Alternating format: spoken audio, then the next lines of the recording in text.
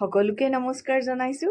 Garima silk and হেণ্ডলুমৰ পৰা আজি বৰ ধুনীয়া পাট আৰু বগা টচেৰে বনোৱা এযোৰ মেখেলা চাদৰ লৈ আহিছোঁ।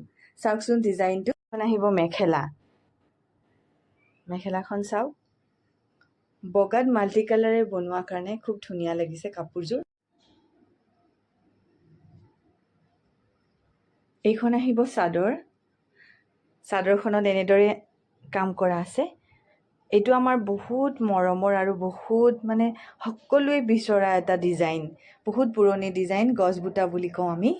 ইয়াতে মাল্টি কালাৰ সূতাৰে কাম কৰা হৈছে।